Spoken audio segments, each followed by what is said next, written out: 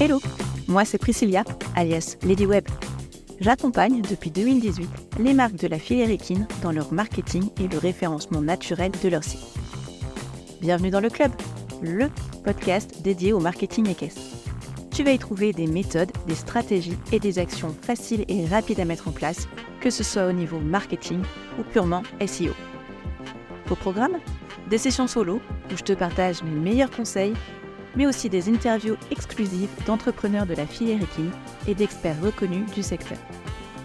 Parce que la filière équine est unique, ce podcast est là pour t'aider à adapter les stratégies marketing à ce secteur si particulier et si diversifié. Prêt à donner de l'impulsion à ton entreprise ? C'est parti, piste à main gauche.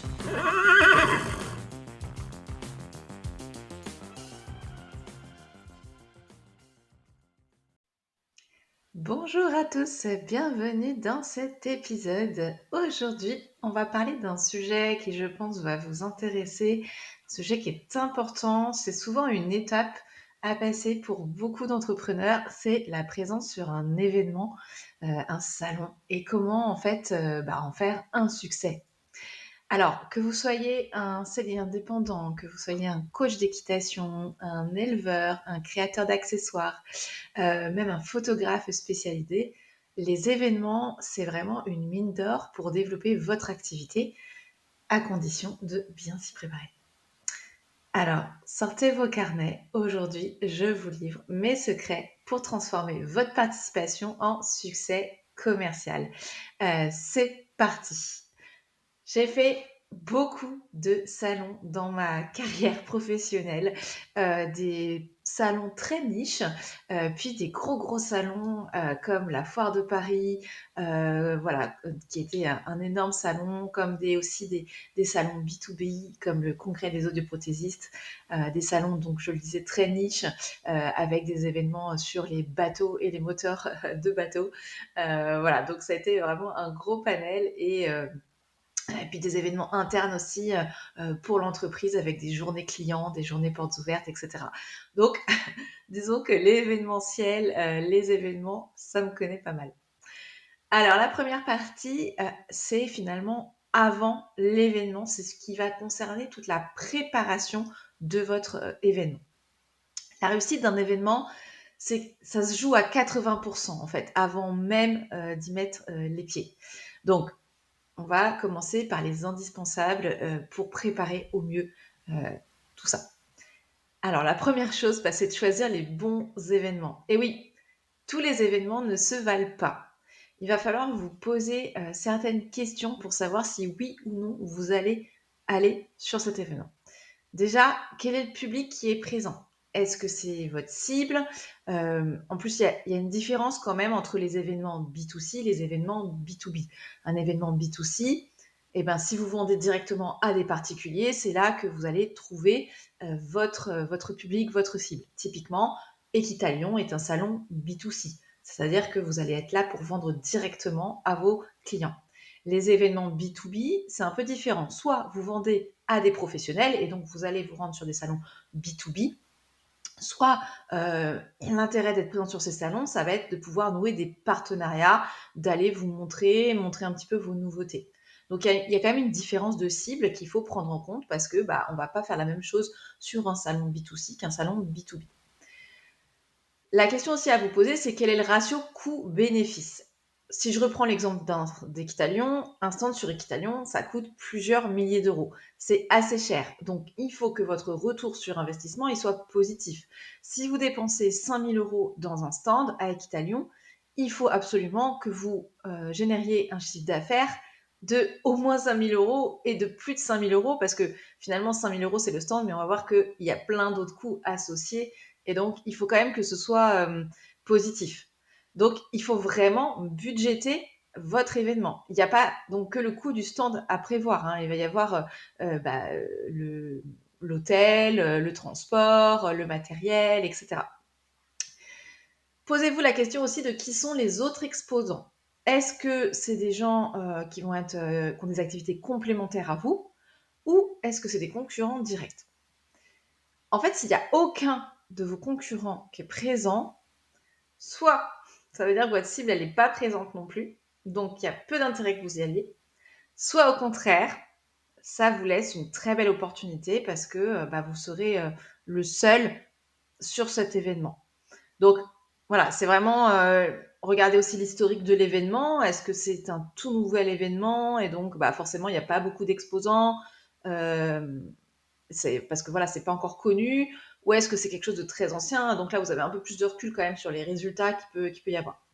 Je vous donne un exemple concret. Prenons Julie qui fabrique des licoles et des tapis personnalisés. En fait, elle pourrait d'abord tester sur des petits concours régionaux, ça reste des événements, des petits salons un petit peu plus confidentiels, un peu plus niches, avant d'investir dans un salon national. Elle pourra affiner son offre et sa présentation, donc sans risque financier majeur, parce que le budget va être moindre. Un autre point que vous devez faire avant d'aller sur un salon, c'est de définir des objectifs. Et donc, j'en ai déjà parlé, moi j'aime bien les objectifs SMART, hein, donc des objectifs qui vont être temporellement définis, qui vont être spécifiques et mesurables. Donc, vous allez pouvoir vous dire, OK, ne vous contentez pas de faire des ventes, ça, c'est pas un objectif. Soyez vraiment spécifique. Combien de contacts qualifiés vous voulez collecter? Ou combien de ventes de tel ou tel article? Combien de rendez-vous post-événement vous souhaitez fixer? Ça, c'est plutôt pour la prestation de service ou le B2B. Vous allez générer des rendez-vous. Si vous êtes photographe, évidemment que vous n'allez pas tout de suite potentiellement signer des devis. Il y aura peut-être une prise de rendez-vous par la suite. Quel chiffre d'affaires minimum vous espérez réaliser? Donc, c'est ce que je disais tout à l'heure, hein, c'est le minimum pour être rentable. De combien vous avez besoin pour que ce soit rentable pour vous? Quel partenariat vous aimeriez initier? Ça peut être vraiment l'occasion aussi d'aller rencontrer d'autres personnes pour nouer des partenariats. Une petite astuce pratique, créer un tableau de bord pour suivre ces indicateurs pendant l'événement.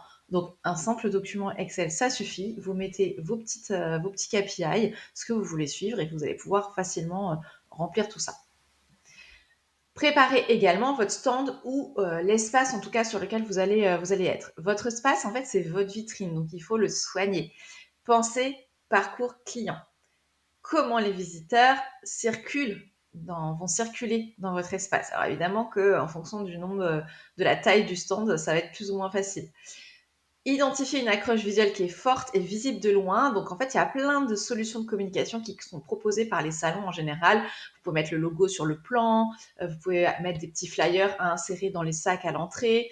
Pensez également à la PLV, hein, la publicité sur le lieu de vente qui est visible, comme les ballons suspendus qu'on voit de très loin, hein, ou des autres enseignes suspendues. Vous avez déjà certainement vu ça, en fait, des gros ballons lumineux qu'on voit sur des salons. En fait, ça permet tout de suite de voir l'enseigne finalement, même en étant de très loin. Donc ça, c'est hyper pratique. Prévoyez différentes zones. Une zone de présentation, pourquoi pas une zone d'essai, hein, si vous vendez du textile ou des équipements. Une zone pour la transaction, donc la caisse. Assurez-vous que votre signalétique, elle communique clairement sur ce que vous proposez et qu'elle soit visible, hein. Pensez à effectivement avoir peut-être des kakémonos, des affiches, etc. Pensez à bien commander ou prévoir les éléments techniques. On n'y fait pas attention, mais il faut vraiment regarder les bons de commande et voir ce qui est inclus. Parce que vous allez potentiellement avoir besoin d'électricité. Elle n'est pas toujours incluse. Donc regardez bien. Pensez également au Wi-Fi. C'est souvent en supplément, hein, Internet. Donc pensez à bien regarder vraiment les bons de commande, voir ce qui est inclus et regarder un petit peu ce qui est en supplément.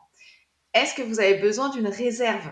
Eh oui, parce que ça, là encore, souvent, ça va être plus cher qu'un stand classique qui n'aura pas de réserve. Si vous avez besoin d'une réserve, en fait, il y a de la menuiserie, donc c'est plus cher. Donc souvent, ça va être en plus. Donc vous avez besoin d'une réserve si vous avez beaucoup de cartons, si vous avez du stock de produits. Voilà, vous n'allez pas forcément pouvoir les cacher, donc une réserve, c'est intéressant. Est-ce qu'il y a du mobilier prévu sur le bon de commande ou est-ce que tout est en supplément et vous allez devoir le fournir? Alors souvent, vous avez votre bon de commande classique et les salons, ils vont proposer un catalogue d'un prestataire avec du mobilier qui va même vendre, enfin qui va même louer des frigos, des cafetières, des petites tables, des vitrines, etc. Donc c'est de la location, hein. Ça veut dire que vous payez pour la durée du stand et après vous le laissez sur le stand et le prestataire récupère les éléments. Et en parlant de prestataire, en fait, la question que se pose, c'est est-ce que vous ferez appel à un prestataire, donc ce qu'on appelle un standiste pour votre stand. Donc là, attention, les budgets sont souvent beaucoup plus élevés. Ou est-ce que vous le ferez vous-même et vous allez commander, ou est-ce que vous pouvez commander des kits tout près de l'organisateur. En fait, il y a souvent, selon les salons, vous avez les stands, ce qu'on appelle nus, donc il n'y a rien, c'est vraiment juste l'espace. Il va falloir tout aménager vous-même. Vous avez des stands un peu avec des kits où vous allez avoir une chaise haute, un manche debout, etc., un petit meuble pour ranger, et voilà, c'est tout. Et effectivement, après, les standistes, eux, ils sont là pour créer un stand complètement sur mesure à votre image, en fonction de l'espace que vous avez et en fonction évidemment du budget. Mais c'est vrai que c'est un coût quand même à prendre en compte, donc ça s'adresse plutôt à des entreprises qui sont voilà, qui ont un certain niveau de maturité. Mon conseil, un peu d'experte, misez sur des démonstrations plutôt que sur des grands discours. Si vous vendez un produit de soins pour chevaux, bah, vous pouvez montrer son application en vidéo. Vous pouvez prévoir une télé et vous allez avoir un petit film qui passe où on va voir vraiment bah, comment on applique le produit. Préparez en amont, bien évidemment, votre pitch et vos supports de communication. Vous aurez souvent moins de 30 secondes pour capter l'attention sur un salon. Imaginez avec Kitalion, c'est énormément de monde, et même sur des plus petits salons. Donc il faut aller très vite. Il faut tout de suite donner envie à la personne de venir sur le stand et potentiellement de vous poser des questions. Donc entraînez-vous à présenter votre offre en 2-3 phrases un petit peu percutantes. C'est important de se préparer parce que souvent, c'est quelque chose qu'on ne fait pas et finalement, on se retrouve devant les gens un petit peu à bégayer, à pas trouver ses mots, à être un petit peu déstabilisé parce que c'est un peu de pression. Donc c'est important de pouvoir se présenter et s'entraîner avant. Préparer des réponses aux objections que vous avez régulièrement. Oui, parce que vous avez déjà des questions que vos clients vous posent. Donc ça peut être vraiment intéressant de préparer déjà des réponses. Comme ça, bah, si la question arrive, vous êtes prêt. Au niveau des supports, ça va être intéressant de créer des supports visuels donc assez classiques et des supports efficaces surtout. Donc ça peut être des avant-après, ça peut être des témoignages, ça peut être des chiffres clés. Donc ça c'est pareil, c'est soit sur un PowerPoint qui passe sur une télé ou carrément un film. Ça peut être des pancartes, ça peut être des affiches, des flyers, des kakémonos. Voilà, prévoyez quand même de quoi communiquer facilement sur le stand. Prenons un exemple. Un nutritionniste équin, en fait, il va pouvoir considérablement augmenter son taux de conversion en préparant, pourquoi pas, un petit book avant-après avec des photos de chevaux dont il s'est occupé, avec des témoignages de propriétaires. Donc, ça peut être un petit book qu'on feuillette ou ça peut être une vidéo. Et en fait, de voir vraiment le avant-après, c'est très parlant. Ça va donner envie aux gens, en fait, d'échanger, de poser des questions sur justement bah, la méthode, comment vous avez fait, etc. Un truc à faire quand on va sur un événement, c'est de communiquer en amont et de prévoir une mécanique marketing. Ne comptez pas uniquement sur le trafic qui va être généré par l'organisateur. Alors évidemment qu'un salon comme Equitalion, si je reprends cet exemple parce que c'est le plus connu, bah, l'organisateur communique énormément, donc vous bénéficiez de cette communication et de cette attraction, mais il ne faut pas compter que là-dessus. Donc annoncez votre présence sur les réseaux sociaux, 3-4 semaines à l'avance. Envoyez une newsletter à vos clients en proposant des offres spéciales pour l'événement, ça c'est important. Créez un code promo spécial pour l'événement que vous allez communiquer en amont, là encore sur vos réseaux sociaux, par email. En fait, ce qui est intéressant, ça vous permettra en plus de mesurer l'efficacité de votre communication pré-événement parce que vous pourrez récolter des gens qui vous disent OK, je vais venir, ou alors des gens qui vont commander si vous faites en sorte que le code promo soit valable un peu avant l'événement, par exemple. Vous pourrez d'ores et déjà mesurer l'efficacité. Contactez personnellement vos meilleurs clients ou prospects donc pour leur donner rendez-vous. Donc ça, c'est particulièrement intéressant si vous faites de la prestation de service ou si vous êtes en B2B. N'hésitez pas à contacter vos meilleurs clients, contacter des prospects que vous avez dans votre pipe pour dire, bah voilà, si vous voulez, on se rencontre à cette occasion, on discute, on prend 30 minutes ensemble sur le stand, voilà, pour échanger.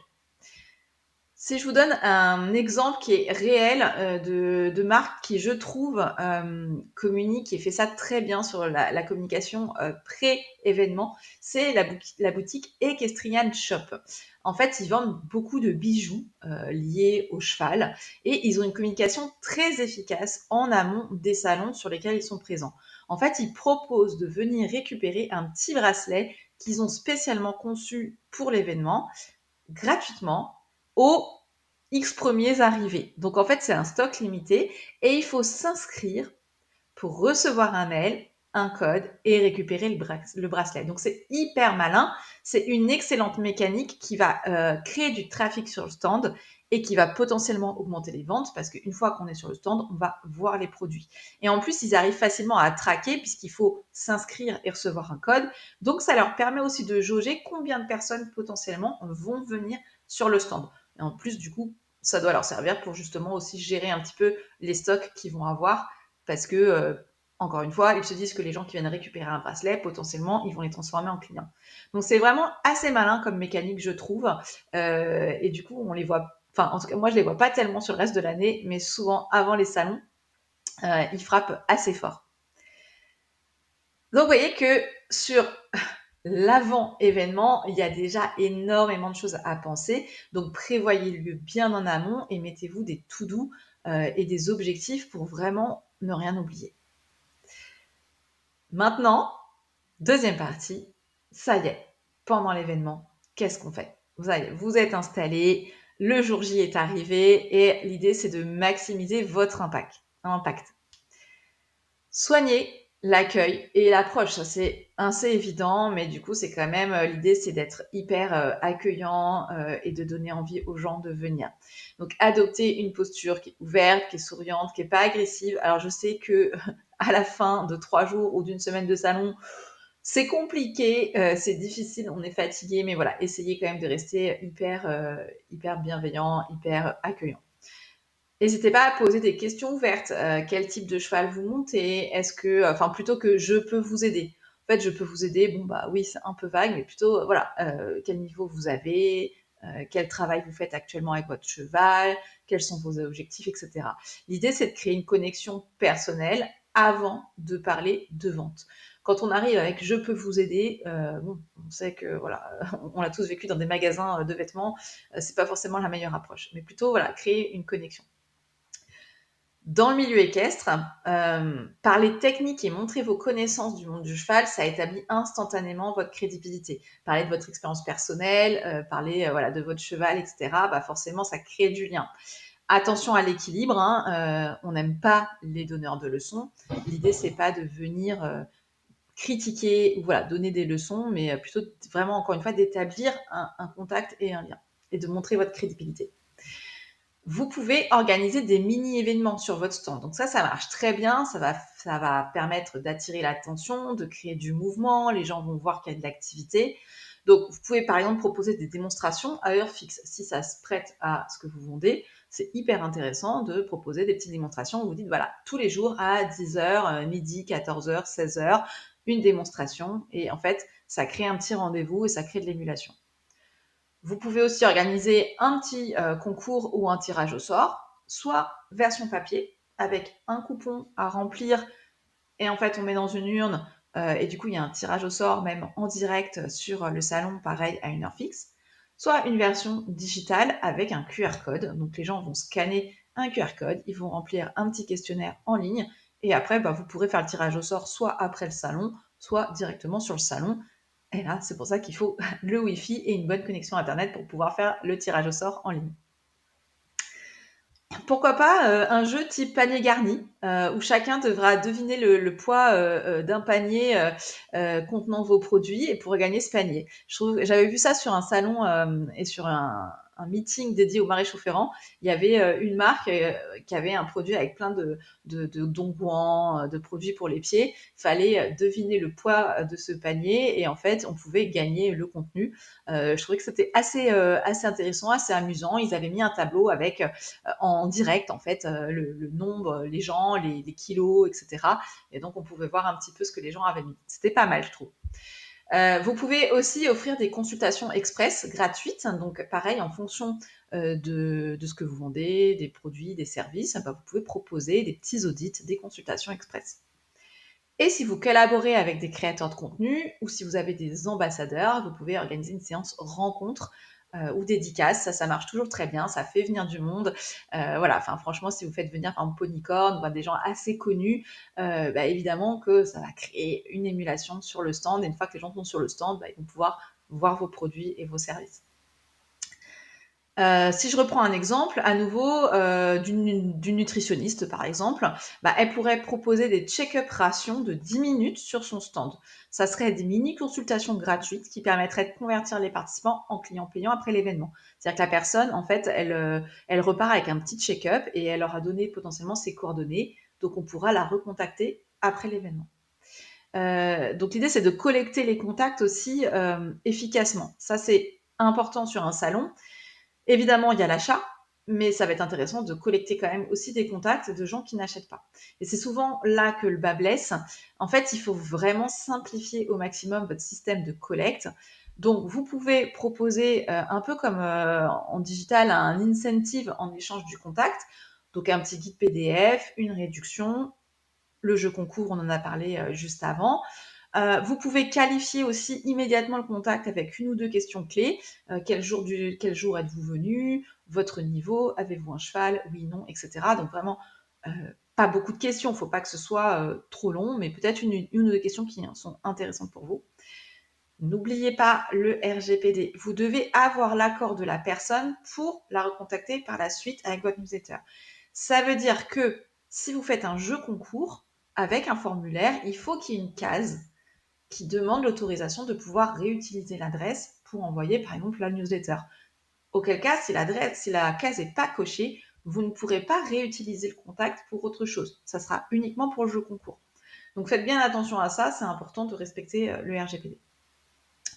Sur certains salons, notamment en B2B, ça se fait beaucoup, on peut facilement scanner les badges des visiteurs et en fait, comme ça, vous récupérez leurs données.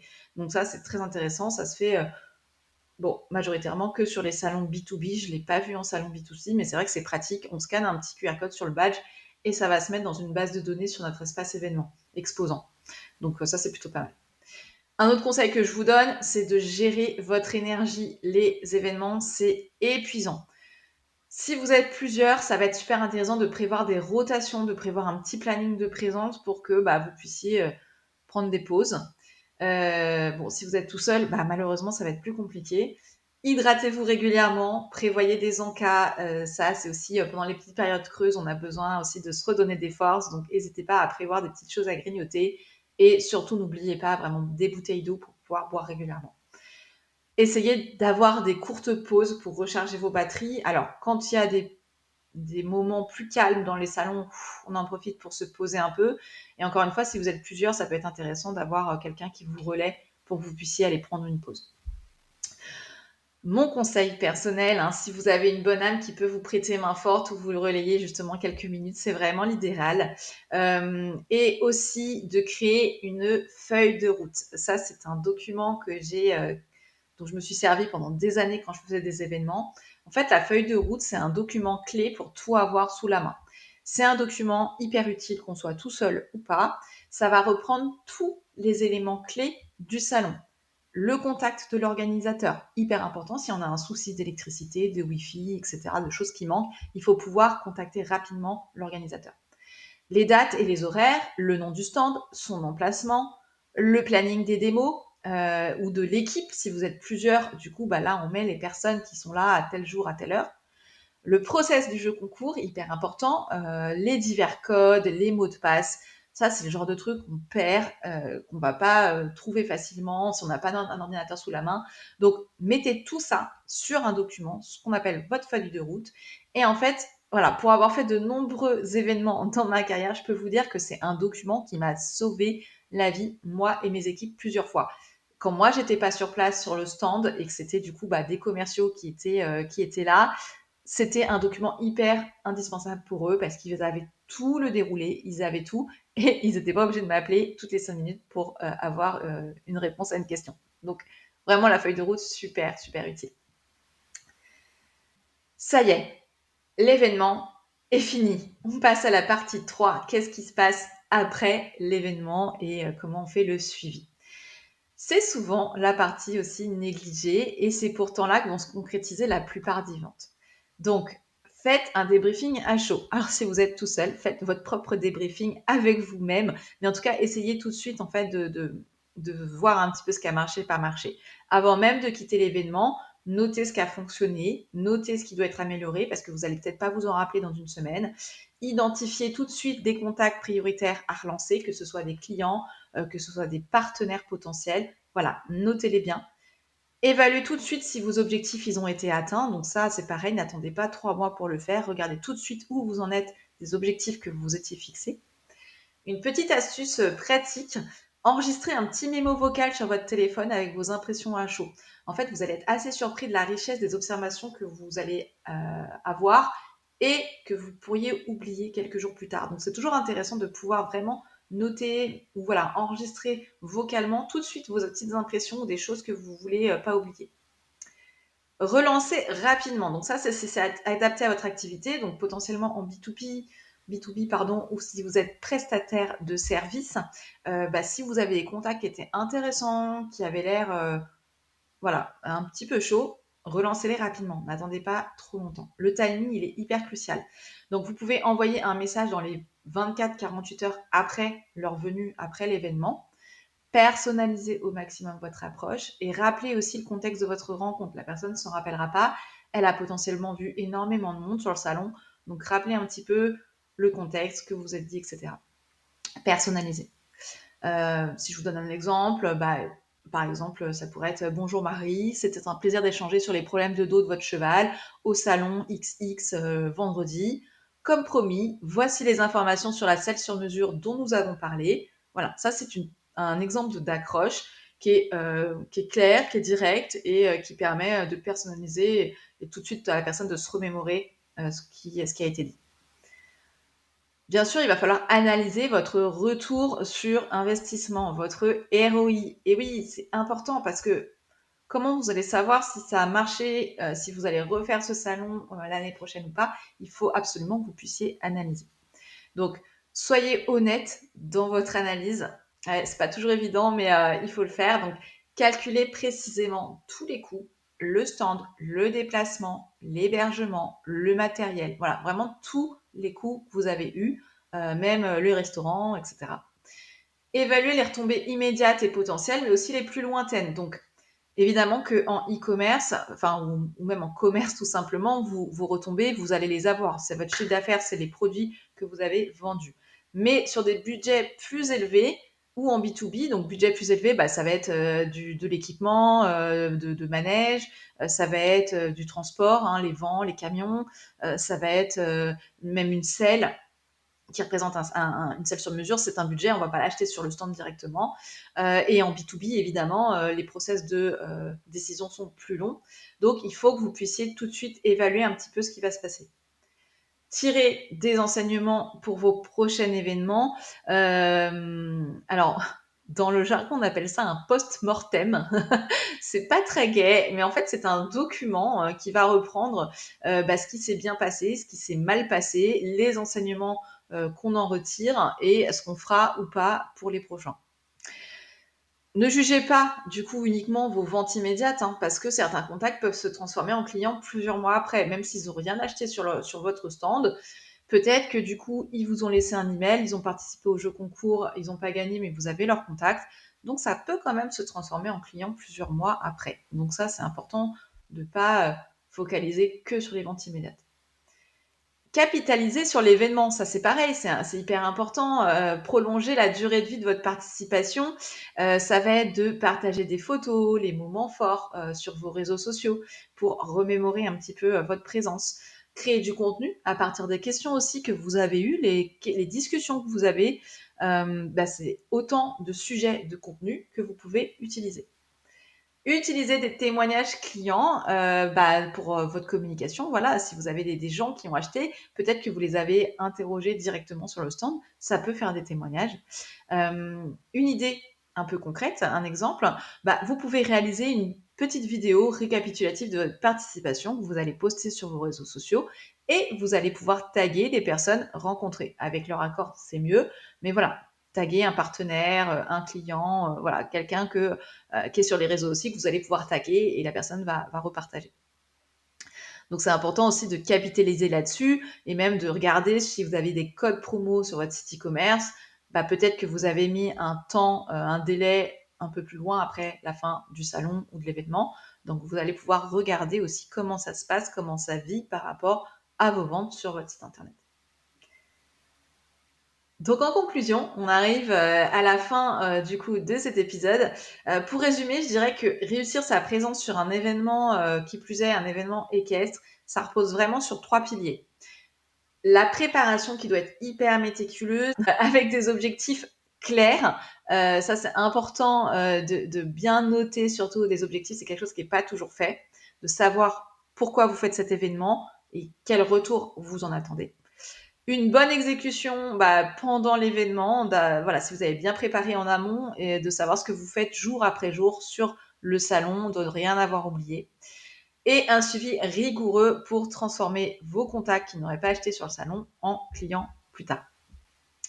Chaque événement, c'est vraiment une opportunité. Ça va permettre de montrer qui vous êtes, qui est votre entreprise. Ça va vous permettre aussi de tisser des liens durables avec votre communauté. Souvent, ça permet de rencontrer vos clients en vrai. Et du coup, c'est toujours différent. C'est toujours un petit plus de voir les gens finalement au-delà d'un écran et de les voir vraiment en physique. Donc, ça crée aussi une communauté, ça tisse des liens, c'est super important. Donc, bien préparer avant, bien travailler pendant et surtout bien suivre après. C'est très important. Et voilà comment on pourrait résumer le fait de participer à un salon et que ce soit un succès. Si ce contenu vous a été utile, surtout n'hésitez pas à vous abonner, à partager avec d'autres professionnels qui vont potentiellement aller sur un événement ou un salon de la filière. Et surtout, n'hésitez pas à mettre une petite note. Voilà, si vous pouvez mettre un 5 étoiles sur Spotify ou Apple Podcast. Vraiment, ça m'aide beaucoup parce que en fait, ça permet aussi de faire connaître le podcast et c'est hyper important. C'est une façon de me soutenir et de me donner envie de continuer à créer des épisodes. Du coup, on se retrouve dans 15 jours pour un nouvel épisode et d'ici là, prenez soin de vous. Je vous dis à très bientôt.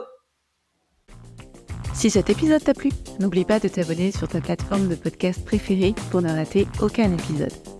Et surtout, si tu as 1 minute, laisse un avis et une note sur Apple Podcast ou Spotify. C'est le meilleur moyen de soutenir le podcast et de le faire connaître. Merci encore de ton écoute et de ton soutien. On se retrouve bientôt pour un nouvel épisode.